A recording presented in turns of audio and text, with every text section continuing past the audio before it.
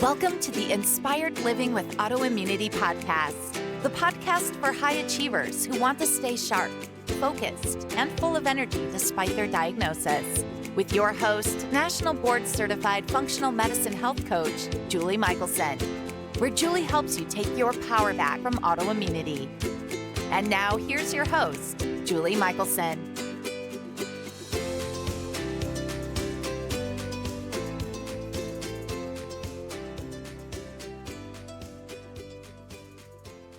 Welcome back to the Inspired Living with Autoimmunity podcast. I'm your host, Julie Michelson. And today we're joined by Dr. Melanie Keller, ND, who is a leading global pioneer in the revolutionary treatment of IBS and SIBO with an astounding success rate of 90% and permanent results in 12 weeks or less. Dr. Melanie is practicing precision medicine through SIBOsolution.com and drmelanie.com. In today's conversation, we are talking about the autoimmune component of IBS and SIBO. Dr. Melanie explains just what SIBO is and how she creates individualized treatment approaches that work quickly and help break the all too common cycle of SIBO. Dr. Melanie, welcome to the podcast. Thank you for having me. I am so excited for our conversation. I always have the best time with the podcast, and I always learn stuff. And as I shared before we hit record, we really haven't covered in depth SIBO and or IBS. They've been maybe little points in conversations. So I'm excited to talk about that with you, but I would love to know how you came to functional medicine and specializing in SIBO. And I know you do other stuff, and we'll hopefully have time at least to give a teaser for that as well. But, tell me a little bit about your journey. Well, I was the patient, that's not uncommon, is it? Nope. But I also grew up in like the pristine lifestyle in that sense. I grew up in Alaska with mountain spring water that we'd go fill the jugs. We were a commercial fishing family, so I was raised like Forrest Gump style on salmon this and salmon that. Wow. And so the fact that I struggled with my health, and particularly my bowel function, just putting it out there, was that kind of shocked my mom. I was 16 years old and she's like, when was the last time you had a bowel movement? And that's one of the things that I like to kind of point out to people, is that there seems to be a time when we stop talking about this. I'll say, when do we stop talking about our diapers? We know how our children are functioning from diapers. We know in the elderly, right, diapers might come back into play. Right. So it's this in-between time, right? So my mom was very comfortable talking to me, but I was just like, oh, that 16-year-old, was just so embarrassed. And yet when I told her that it had been a significant amount of time, I mean, she almost fell over, and she was on the phone, because we're rural, right, calling Juneau to have things flown up in a little small plane. And of course, none of those items worked for me. So fast forward to naturopathic medical school, my gastroenterology professor was on, he had been writing his book, and he comes back and there was about 2 paragraphs in his functional gastroenterology book about small intestine bacterial overgrowth. And I thought to myself, it was one of those intuitive moments too, where you just like, something resonates with you is another term, where you just go, that's me, and here I had been sitting in classes when other professors would say, do this, do that, use these herbs, increase flax. And I was doing all the things, and it was actually making things worse. So when I read this this entry, I was like, this is it. And we have to do our internship. So I put in for a lottery to be with him. Oh, and wow. I won. And then I just kind of stayed on as even a pseudo resident after school. And then I helped form the SIBO Center at the university. And I really just specialized in this because, especially at the time, no one was really talking about it. And so I was talking to people from all over the world who just wanted to feel normalized, or just say, does this exist? And I'm here to say, yes, it absolutely exists. And there is a way to handle it. It is real. It is not imaginary. Let's dive in. So I'm so grateful because this is really a common issue with people, SIBO and IBS, and we can talk about it in any which way you'd like. And I agree that I talk about poop every day. I train my clients. I'd say I draw the line. I don't want pictures, but we need to be talking about it. Please. And I think one of the issues is we only know what's going on in our body, and we don't really consider, is this optimal or not? And so if something's been a long-term pattern, people just assume that's just the way their body works. So what is SIBO? What are some of the symptoms? Let's talk a little bit more about it. Okay, so it stands for SIBO, small intestine. So that's the location, bacterial overgrowth. And the point is that we should not have very many bacteria in the small intestine. It doesn't take much to actually cross over into an overgrowth, because this area should be nice and cleaned in a sense of its main job is to do nutrient absorption. And then of course, our neurotransmitters. Along with, I'm summarizing here, but it's got some serious jobs that it has to do. So it needs to not have any dust bunnies happening in this area. However, these bacteria are our friends when they are in the right compartment, which is in the large intestine. And so that's one of the things that I like to clarify for people as well, is that this isn't an infection. These aren't bad. It's that there's just too many of them, and we just need to move them along so that they get into the right compartment. And there are different forms of how it presents as far as symptoms go. I assume you wanted to know that too, that we are measuring for specific gases that are produced from that small intestine area. And hydrogen is really a fuel source, but hydrogen is known as to produce the form of loose stool, diarrhea, perhaps some abdominal pain. That's a bit more common in our say people refer to hydrogen SIBO. Then we have methane, and methane are tricky little buggers. They actually like to reverse our flow of our entire colon. It's called reverse peristalsis. They also like to exponentiate our caloric intake. So for example, the person that's on that 1,200 to 1,500 calorie diet, yet they are putting on weight. And, so those microbes can exponentiate the calories, which were helpful for people when we were hunter-gatherers, or even are still. And these microbes can actually be throughout the entire colon. So there are technically SIBO, or some people refer to methane SIBO, but we also have a new term called intestinal methane overgrowth, which encompasses the entire tube, let's say, because methane can be present and affect us in the small intestine, but also in the large intestine. Then we also have hydrogen sulfide. So hydrogen sulfide is the stinky little bugger. And that is the one that's going to be producing that foul gas. I'll ask people, so is your stool or gas fragrant? And they'll kind of look at me like, hello. And I'm like, well, sometimes not everybody's is. Sometimes it's just windy, and sometimes it's silent but deadly. So that's another specific microbe that is actually more leaning towards our diarrheal. So I said hydrogen is a fuel source for hydrogen sulfide. They like 5 hydrogen. And so that is really more predominantly this diarrheal, maybe additional abdominal pain, cramping.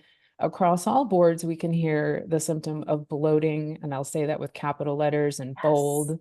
Whether people have visible distension, I've even had men say they feel 9 months pregnant, or if it's just a sensation in their body, either like a water retention type sensation, or they can feel 6 to 9 months pregnant, but you just don't visibly see that distension. And I'm so glad I was like, where's bloating? Oh yeah. And again, I like the bloating especially, I think is something that people tend to normalize. Mm-hmm. Or maybe, just it's at the bottom of the list because maybe they don't really even know that something can be done about it and that this isn't, is there a time period? Because life happens, things change, so is there a kind of like a length of time where if somebody's had these kinds of symptoms, it's worth thinking about? Yeah, well, because as you were speaking, I was thinking, a little bit of bloating, transient bloating is normal. That's the prebiotics then turning into probiotic, right? Though these are our friends. So you might have a little, right, after that particular meal or something that was maybe off your typical eating style. You go to a restaurant, right, and you have it all. So having a little bit of transient bloating is normal. Potentially bloating around a woman's menstrual cycle can be normal. In fact, that's another thing that I'm asking somebody is like, when they speak to me, they'll say, Dr. Melanie, it's day blank of my cycle and such is happening, because I'd really like them to be in tune with that component. But it is a good question. I think that, like you say, it's been normalized. So that's the reason why I bring up the autoimmune component and let people know that there's testing for this. In fact, interestingly enough, I just spoke with someone yesterday who, because they've been with me for so long, they're like, oh, we did that test, whenever ago. And I'm like, no, it's actually relevant now. Because when you watch their movie, you see that in X amount of time ago, typically months, they had an incident. And oftentimes people don't remember a food poisoning, or they won't equate it to a food poisoning. And that can be due to, well, my so-and-so also who ate there or with it or at the wedding didn't have it. And I'll agree with them. I'll say, yes, 100 people who had the salmonella chicken at the wedding, 10 of them can have this autoimmune response. So I understand why so-and-so didn't have it as well. And at the time of that food poisoning, which is bacterial specifically, so gastroenteritis can be viral. And yet when we are talking about a bacterial gastroenteritis, they leave behind a toxin. And this toxin is what our immune system will cross-react with and respond to our migrating motor complex. And that is our cleaning wave of that small intestine. So it starts in the stomach and it goes through the small bowel. So if somebody has had this autoimmune reaction to that, I call it the light switch of that, migrating motor complex, they could potentially have what I refer to as a skip in the record. And that skip in the record can then lead to the propensity to have an overgrowth, because those bacteria can't whoosh on through to the large bowel where they're supposed to be. They just kind of get stuck, and depending on the height or, the number of that antibody test, I can say it could be a little scratch or it could be a groove.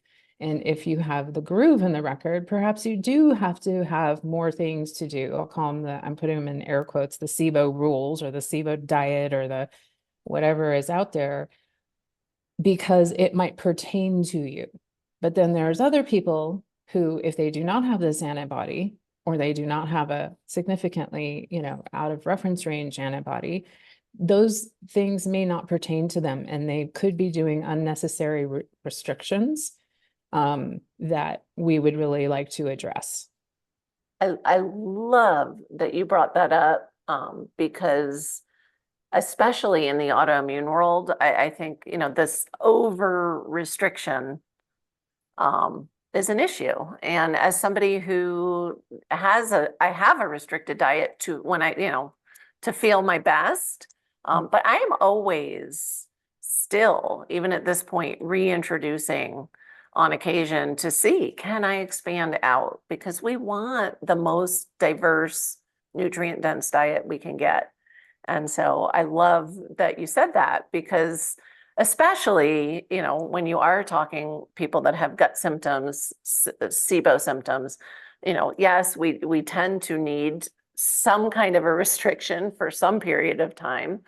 And so how do you, I know you said, listening to story, but if people, like you said, often aren't connecting the dots between, oh, I had that incident and now I have this kind of chronic seeming thing. Are you testing everybody, and what is the antibody, or like what are you testing? Sure. There's a few things there. So this is technically a test for, we'll say, for IBS. Okay. I was actually at Cedars-Sinai at a time when, and I prefaced by saying this because it's a specific food chain. Chipotle had another incident. Okay. And I was there with the research team, and they were all like, really kind of ironically excited, in the sense that, like, saying, hey, we have this opportunity to test for if this was a bacterial versus it ended up being viral. Okay. My point there being also is that many people will assume that because they're plant-based, oh, I don't eat animal protein, so therefore I don't have that problem. And I'll say, well, have you eaten romaine lettuce in the last 5 years? Say, or cantaloupe, or I could, like, there's a big list. Yeah. So then they'll kind of, whoa. So back to the fact that this is really specifically treating IBS, and it's very sensitive and specific for diarrhea. Okay. And diarrhea or mixed. So that's one component I just wanted to clarify with the SIBO versus IBS. Then because you have IBS, or that's where I call it the skip in the record, then because we can reverse this, then you have that propensity to SIBO. So that overgrowth, or people with IBS, if we look at a Venn diagram, it's around 60 to 80%, depending on the study, that actually have that SIBO is the underlying reasoning for their IBS, because we do know that this is a diagnosis of exclusion. Now, if we have this blood test, though, this is what this research team is very passionate about. And this, of course, is my interpretation. I am not speaking for them, right. But that they are saying, look, there's an extensive amount of workup that can be very expensive. And if you've seen a 20-something who's had 3 colonoscopies, right, there's a problem, because they could take this blood test and they could have a simplified diagnosis right then and there and not have to go through this extensive and expensive algorithm. Okay. Wow. So that's how sensitive and specific this is.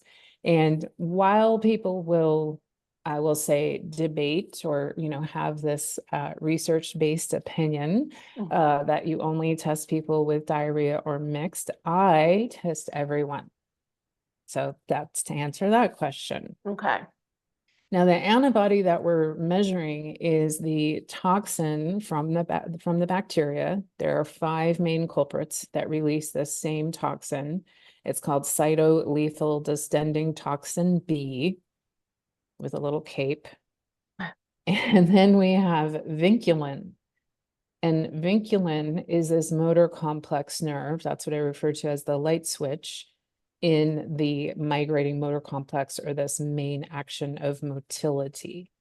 That's another thing I like to clarify for people too, is that this motility, or GI motility, does not equate to what comes out the form of our stool, right? Because we'll have diarrheal patients say, don't stimulate my motility.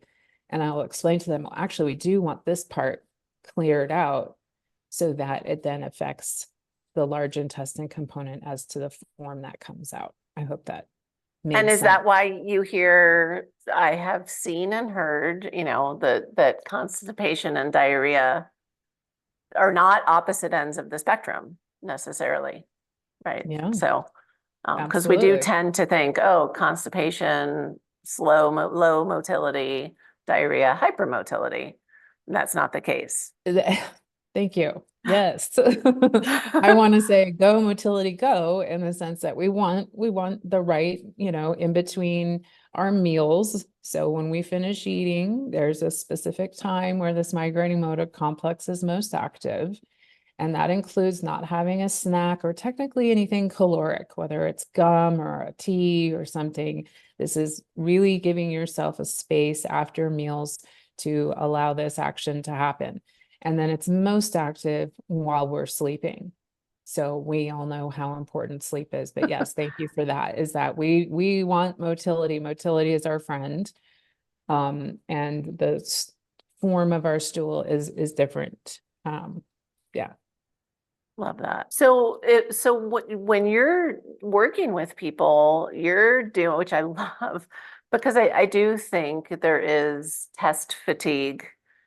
And the standard, if you have GI anything, is, they're going to scope you in one direction or another, or both, depending on. And I think often people don't realize, like, they're looking for, specific abnormalities, and they're not going to be catching the majority of what people are suffering with. They're I yes, don't correct. usually get answers for things like discomfort, diarrhea, all the things, unless somebody, is diagnosed.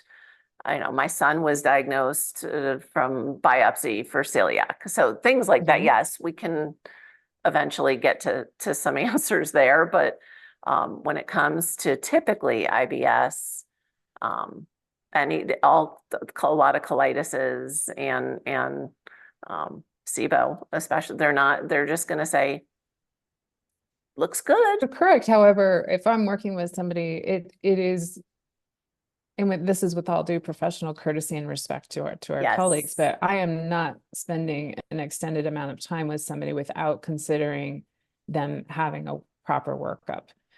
So for example, I was just thinking of someone where if my go-tos that are, people get results very quickly. And if there's a hesitation there, or even as much as they want to use, alternative, whatever the term is, right, that they want to have this. I just had to explain to somebody recently, I said, look, the reason for the colonoscopy, and this was actually based on my intuition too, because I would have also gone, well, I guess we could go a couple or one more month or one more round or something. But then this moment I thought, oh, what they're looking for is microscopic. They're looking for microscopic colitis. Right. And that I need to know as well, right? I was like, we still need to identify that and treat that differently.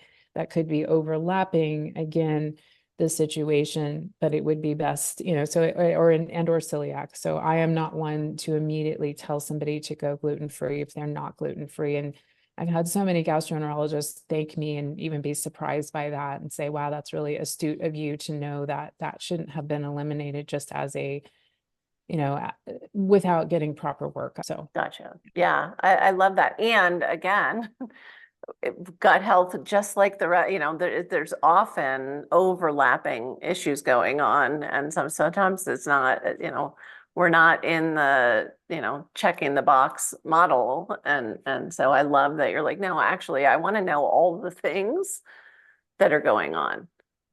So yeah, on a case by case basis, right? If it's somebody on their intake where they say, I've had, I'll call it rock gut, they can eat anything, they can do anything for a majority of their life. And then ever since, it's typically a trip to somewhere or something, Right. or they don't necessarily know it was the 4th of July barbecue, but it's ever since something, that's when this blood test really is very handy. Yeah. I love that. I think the more we get these tools that are, and again, non-invasive, I mean, what a gift for your patients to be able to get information quickly. Right. I don't know. So what is your approach? And I love, I'm going to highlight that, the approach is individualized. This is why we have these conversations, because we are all unique. And so that being said, are there certain, say somebody knows they have SIBO. I know a lot of people who have been treated for SIBO without success. Yeah. have done Yeah. different protocols, different medications, different herbal, like you name it. Are there things that are common that, just you find in your experience don't work, or you know what I mean? Like, thank you for asking. Yeah, because that's predominantly the people I see. Sometimes it's a joke of like, oh, I would love to have somebody who's new to this, right? Because right. then they just get the fast track. And it's really lovely. My assistant and I, we used to love seeing when people first came to see us versus, right, when they're Oh like, oh, yeah. there's the real, or they're just like, here I am. So yeah, yes. Number one, this is what I'll say, and I even get some eyebrow raises at events talking to colleagues that I'll ask that they'll want to pick my brain, right? The two questions I'll ask them: do you have them on any form of low stomach acid treatment? Assuming giving them betaine HCl, number one, or apple cider vinegar, which is my biggest pet peeve, having grown up in a dental family. They just, they came to see me at med school and saw those Bragg's drinks, and they were like, they just cringed. They were like, I cannot believe this exists. So there's my opinion on that. And because, as I mentioned, hydrogen sulfide likes 5 hydrogen, methane likes 4. And then I mentioned that hydrogen is this fuel source. So I'll tell patients hydrogen is like Pac-Man pellets for Mr. and Mrs. Pac-Man, and they will battle it out to get those pellets. And typically methane wins, but that is why you can see a methane dominant case with a presentation of diarrhea. Okay. Yeah. So that's a big one. Well, I'll say, well, So you're just not your favorite health crazes. The yeah. apple cider vinegar No, does not cure all, yeah, actually. it's the pH, it's our enamel. I could go on and on, I our use it in microbiome. like salad dressing sometimes, Oh, or sure, I cook with sure. it. As a condiment, as Yeah, a what it's created for. culinary delight, Yeah. yes, but as something we drink, as a beverage, maybe not so much. And trust me, I've heard the life transforming stories. Mhm. I would also then, of course, my brain acknowledges that and says, great, you're outside the You're bell out of the curve. And or how long did that last, right? Right. Because it's when somebody gets benefit from something and they continue to do it, thinking that's indefinite, and then they may not even know. And that's where it's usually me working with a colleague, a nutritionist, so somebody who's like, are you kidding me? I've been doing this for, and they do look back and see that they've actually gotten worse. So that's number one. It's pretty significant. And then number 2 is, are they taking a protein? And this will surprise people. Tell me more. Even in particularly, are they taking in probiotic foods? And so again, this is very individualized. However, I would rather remove any and all variables. So I do ask people to pause, or ask them if they have ever paused. And that can be dependent on their mindset and their training, and their, in some levels, programming, Right. as to whether or not they can do that. I do have a client right now who, thankfully, they trusted me to take that pause, and it significantly affected their sleep. And so the probiotic is back. But we know exactly what's going on. We know the benefits that person is getting, and it's not affecting their other things we are accomplishing, if that makes And sense. I love So that you said that, Yeah. because we're discussing quote unquote good things, right? Like, Yeah, exactly. so it's something that may be supportive for somebody who doesn't have SIBO or IBS, or maybe even someone who does. But that's where this across the board, just because fermented foods could be healthy doesn't mean they're right for you right now. And I love that idea of, I think healing, we need to kind of hold things a little lighter, which is hard to do sometimes when we have chronic conditions.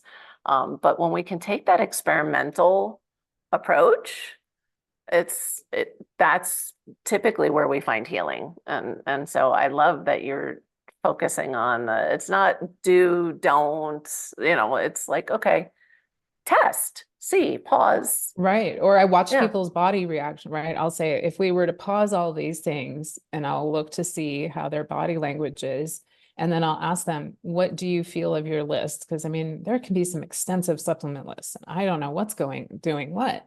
And Right. so then we'll discuss, oh, well, if I could keep my this and that. And I'm like, why? Because it helps me, it relaxes my muscle. And I'm like, great. I want you to know what you're investing in and what Right. it's doing for you. And then I'll Right. say, what about these things? And if they get this, I call it the shrug of the shoulders, and I'll go, great, let's just pause them, because we can go shopping in them again. They're high quality, they're Sure. great items, they're not expired.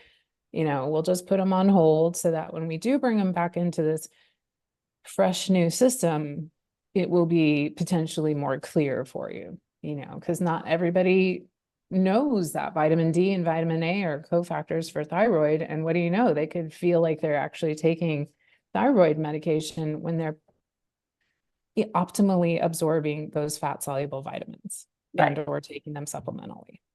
Yeah. Well, and I love that there's not enough conversation around foundational wellness, and then people get so caught up in, I read this article, or I heard this podcast, right?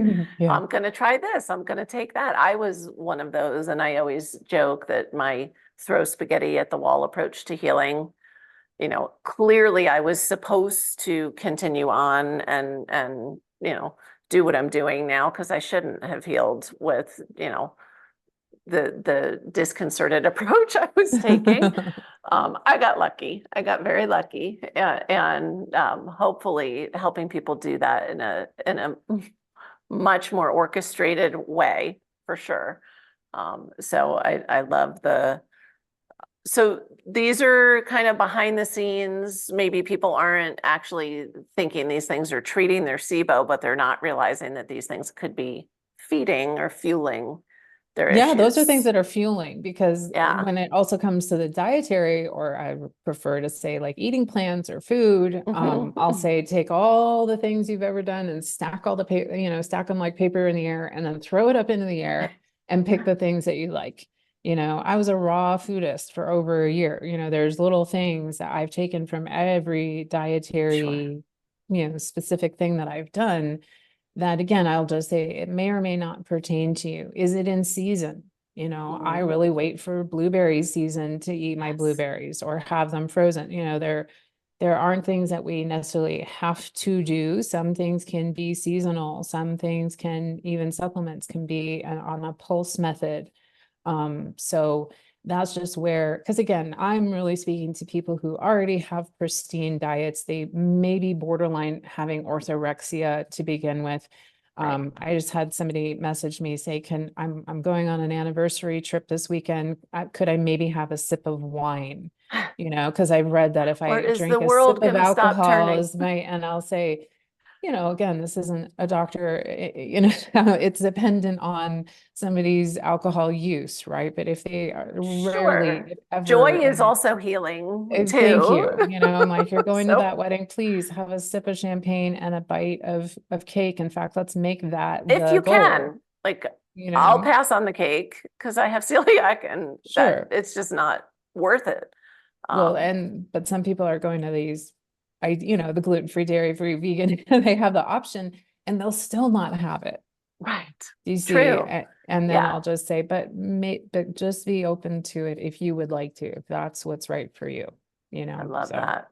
I love that. What about food? Say somebody knows, maybe they're in that, I call it the SIBO cycle, because it so unfortunately often, guys, go see Dr. Melanie if you want to get out of that cycle, and you hear, again, the list can be really huge. So are there things, if somebody knows or even is strongly intuiting that they have or may have SIBO, are there definite no foods, at least temporarily, while they're healing? Yeah, and that's my opinion is the fermented I'll point out yogurt, for example, Yeah. because again, this just happened with somebody. And again, this is getting a little, into some research. I'll call it the debatable, but lactobacillus specifically, we know is a disruptor. Okay. And disruptor doesn't mean bad. It just means it's a disruptor, right? We can have political disruptors, social disruptors that are intending good. Right. But it could be, gosh, I don't know what's happened, or quite frankly, I hear more often, again, ever since I tried that cottage cheese, once I had the such and such, or I've gone down into even the specifics of an olive with a high powered getting on a private jet. And he's like, oh my gosh, it was the olives. And I was like, wow, even I was surprised, but they were that fine tuned to know. Now, do they have to always eliminate? No, it was just in that moment. And then we were, I really work specifically with people's epigenetics. So they were able to get in, just kind of go, well, I bet this is what's going on. And, but that was an interesting reflection. So, and again, I don't want people to get too, is this fermented? Is that, And olives can be really good for you. these are very specific, unique moments in time in somebody's journey. But if that you might say, oh my gosh, that's maybe my journey, then that's who we're speaking to. And then, yeah, that's really the main thing. The other thing that I'll see people that are not doing very much of is having carbohydrates. They've restricted their carbohydrates or their FODMAP, whatever the thing is. In particular, those with methane, if they are on a keto diet. Methane loves fat, specifically saturated fat. So again, it really can be dependent on the person. But, and trust me, I sent somebody out the door after a first appointment saying, will you please go have some potatoes? In fact, there's a Five Guys that, that uses peanut oil. I mean, I was just kind of almost intentionally making it that radical coming from me. Right. And so of course they went home and made their own, and yet, he's a 20-something, and he describes in this testimonial video, he's like, my body lit up. He's like, I felt like an 80-year-old in this 25-year-old body, and just a little bit of potatoes, because he said, he was like, I left that appointment thinking I need a new doctor. Because this isn't what anybody else has said. Nobody else said go eat carbs. I'm flying. Every woman listening right now is like, oh my gosh, did I just get permission to eat carbs? Oh yeah, no, I've actually told a woman, I was like, look, or I've even been on a date where I'm like, I'm not going to order the salad. I'm going to get the fries because that's actually better. And I love we need to remember that our body is giving us information. I can't tell you the amount of people that will tell me, through conversation, eventually connect the dots that when I eat fermented foods, it makes my bloating worse. And it's like, well, but they read it was healthy, right? So that, and so it's like, well, if your body is telling you something and you hear it, listen. Yeah. So I love that. So I'm guessing, because you're healing oriented, that you are saying SIBO doesn't need to be a cyclical issue, that as soon as you stop treatment, your symptoms come back. Gosh, no. In fact, I will, it is not me. I'm not trying to have this ego driven, but it's my observation, right? That I see people get results so quickly. In fact, last year, somebody happened to come and see me right at the holidays, and within 4 days, they were messaging in my private program. They have direct messaging access, and they were like, my family thanks you. And so they were having this horrible constipation, hadn't had, we're talking days between bowel movements. And within 4 days, they were having daily bowel movements. Now they signed up for a 6-month program with me, right? And yet within days, and not only did that maintain, I mean, of course, there was some again, it was actually kind of deleting some of the files from other things that they heard and read and what they were exposing themselves to. And then they kind of learned to, I don't want to say they have to lean on me, but that I can be the resource for them to check in on before they look to somebody else's experience or something, right? Because that's the value in hiring a coach or, somebody who's really going to be specifically understanding you.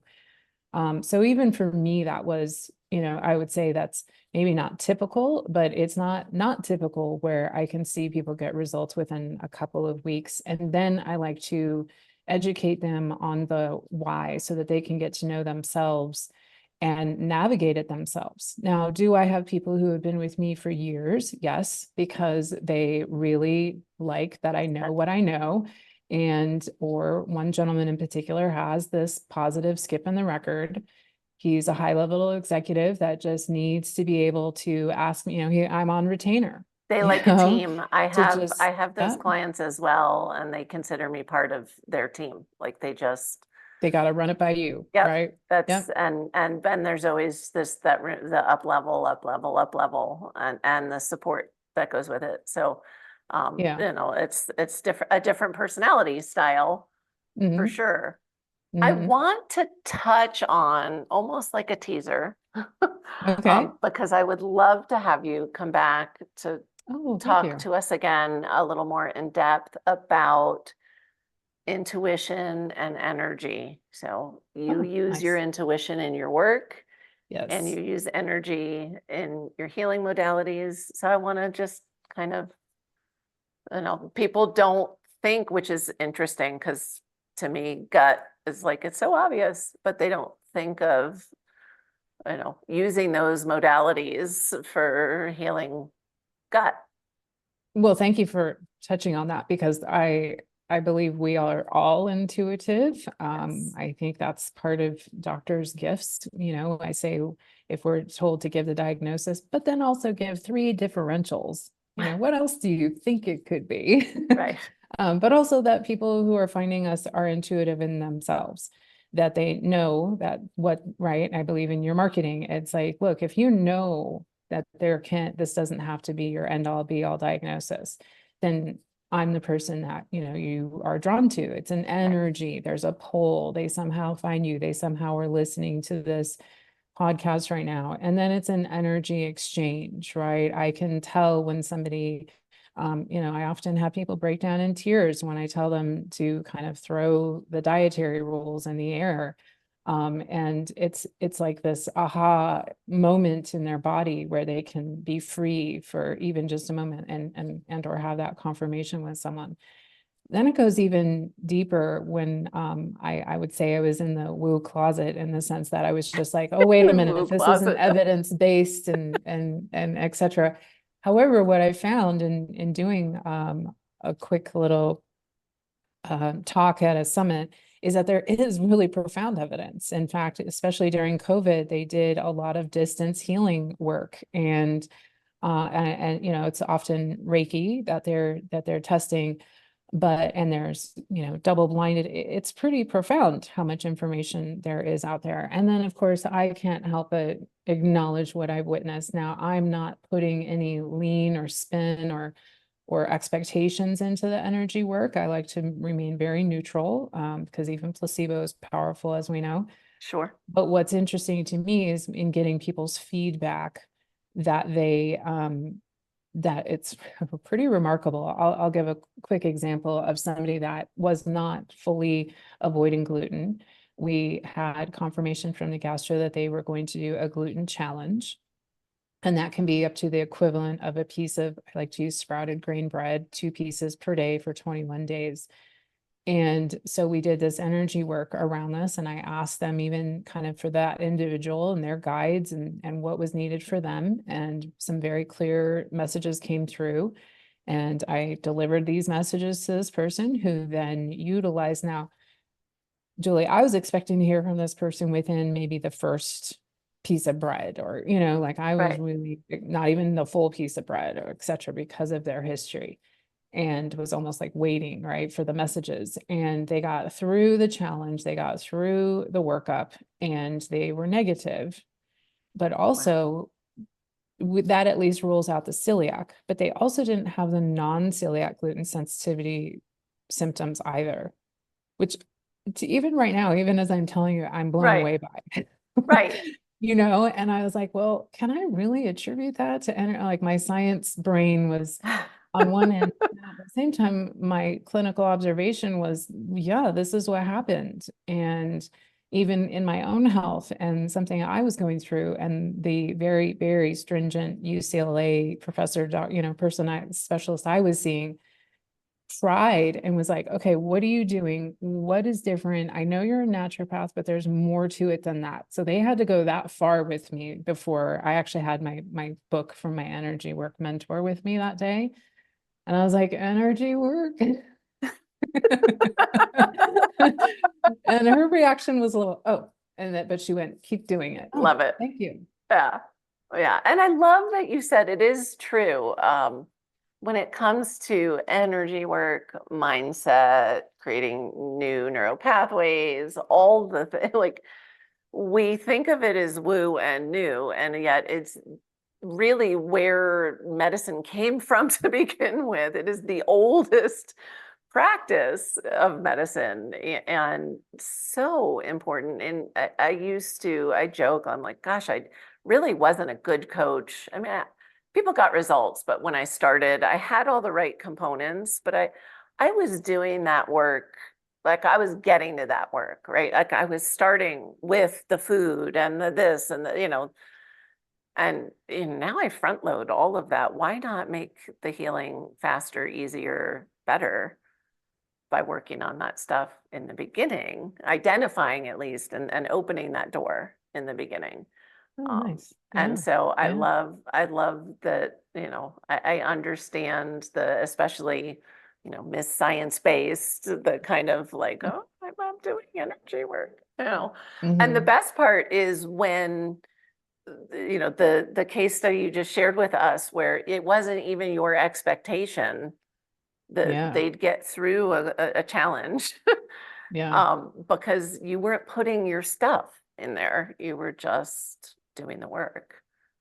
And now I get to propose. I actually proposed this to one of our colleagues in looking at biological age. I said, what if we can do this, in terms of, and again, I like to isolate, but I was like, what if we only did energy work, and how does our methylation and et cetera? So I would love to chat more. Come back and talk more about that, because I really do. That's such a powerful part of epigenetics. Yes, lifestyle is huge, but it's also patterns, and so I think we would have a lot to talk about that. And I know listeners would want to hear it, and because they're trained, they get all kinds of stuff on here, and so nice. Lucky.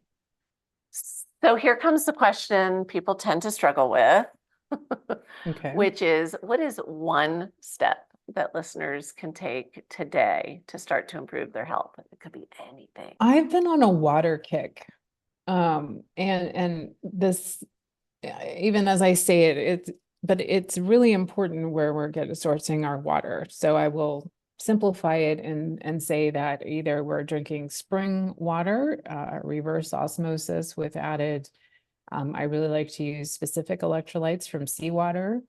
So that's one thing where I just like to ask people if they can either be mindful of their water, where is it sourced from, and what is their, the frequency, the amount that they're using. And that's I'm not supposed to, but also, what are you drinking out of? Right? Oh gosh, yes, thank you. And then again, we can expand on the energy. What's the energy of the water? Because we can also make adjustments to that. I love it. Oh, I can't wait to dig in further. Dr. Melanie, thank you so very much. For people that listen like I do, which is on the go, where's the best place to find you? I think Instagram, Dr. Melanie _ND. There's also SIBOsolution.com. and intuitiveedgedoctor.com. Love it. And we're going to dive further into that next time. Yeah. Thank you so very much. You gave us amazing gold today. Thank you. It was a pleasure. For everyone listening, remember you can get the transcripts and show notes by visiting inspiredliving.show. I hope you had a great time and enjoyed this episode as much as I did. I'll see you next week. Thank you for listening to Julie Michelson's Inspired Living with Autoimmunity. Did you enjoy this episode? Please like, share, and subscribe wherever you listen to podcasts. If you'd like to get a transcript of this and every other episode, just head on over to inspiredliving.show or click on the link in this episode's description. There, you can also find everything we discussed in this episode, including links and information about our guest. You can even send in your questions to be answered by Julie in a future episode. That's inspiredliving.show. Until next time, this is Julie Michelson's Inspired Living with Autoimmunity podcast, helping you take your power back.